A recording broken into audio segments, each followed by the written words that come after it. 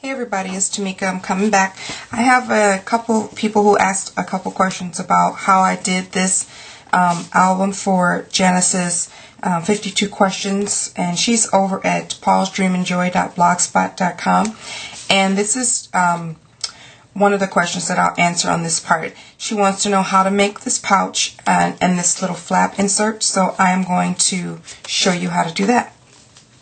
So for this part, you'll need 2 pieces of coordinating paper because you need something that will coordinate with your pouch and your flap. So this one I've cut already at 4 1/8 inch that way, and then 10 inches lengthwise. So this is the pouch part, and how you need to do this is you need to leave a 1/2 inch on both sides. Whatever dimension you choose, you just need to leave a 1/2 inch on either side to make your pouch. So I am going to cut this, or not cut it, score it at a 1/2 inch using my score pile, and then you want to take it the lengthwise where the 10 inches is against the measurements, and then score it halfway. You want to score it at 5. So we have, you end up with a score line a 1/2 inch on both sides, and then a score line down the middle. So you just want to fold at those score lines and varnish your piece of paper.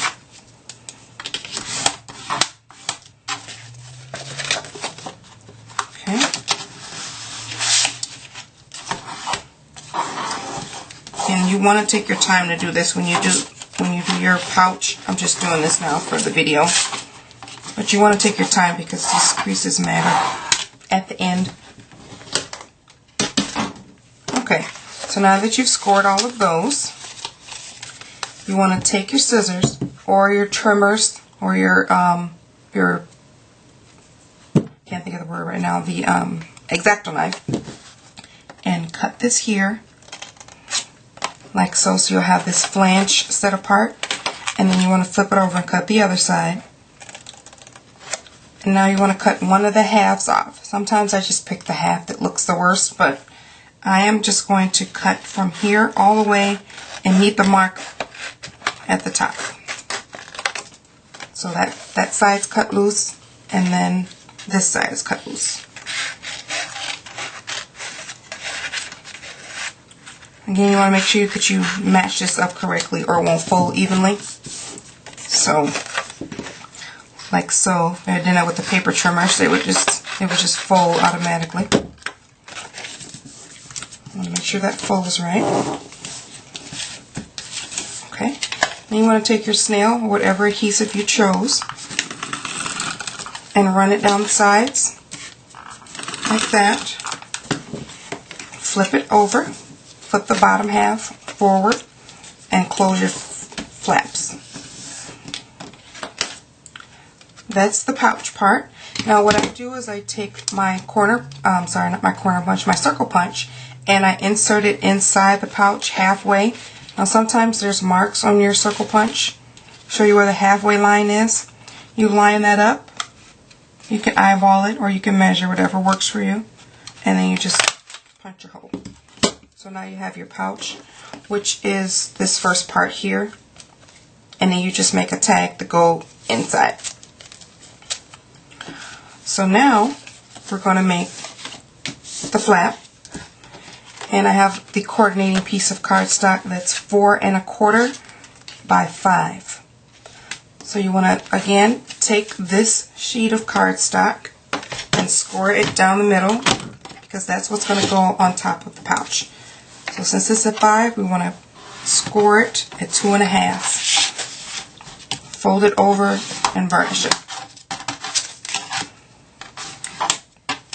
You want to make sure that it's an even fold when you do yours. Then you want to just line it up, make sure everything lines up correctly where you want it to be, because essentially you're going to take your double-sided paper. Oh yeah, this has to be double-sided. And take the paper and you're going to match it to the corner like that. That's how that's going to look. But first, you want to take your binding flange, and this is cut at 4x2, scored halfway, scored down the middle at 2 inches, and fold it over. So you have 4 inch, not 4 inch by 4 inch. It's is it 4 inch? Yeah, it is 4 inch by 2. Hold on, guys. It is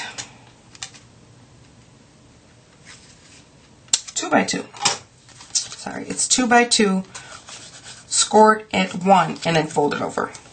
Because this is what you're going to use to bind your tags together. Either in using your bind it all or your rings. So take your adhesive, put 1 strip on there, fold it over so that stays closed. So you have your flange.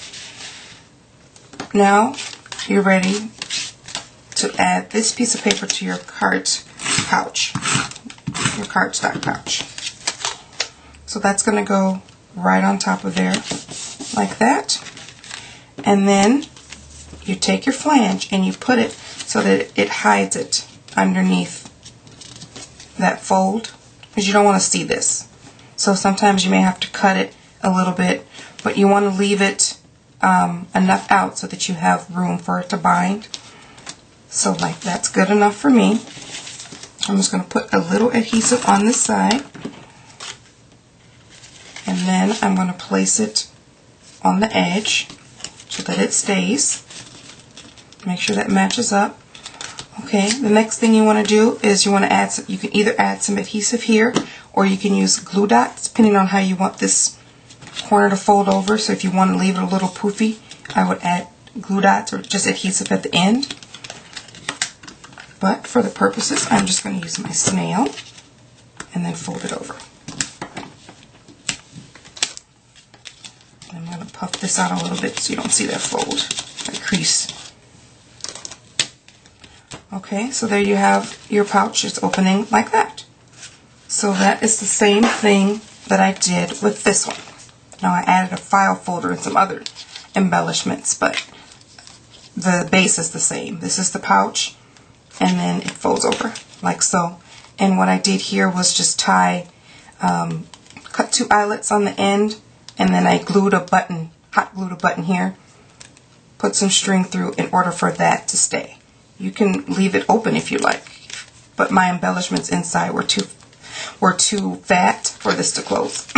Sorry guys, my throat is so sore. So there we have it. That's that. And you put your tag in here.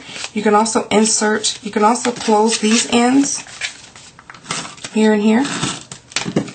That was messy, but you want to do it neater so that you're able to insert a tag. Let's see.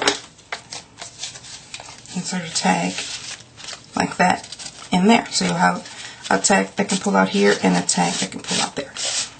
Okay? If you have any questions, guys, let me know. Thanks.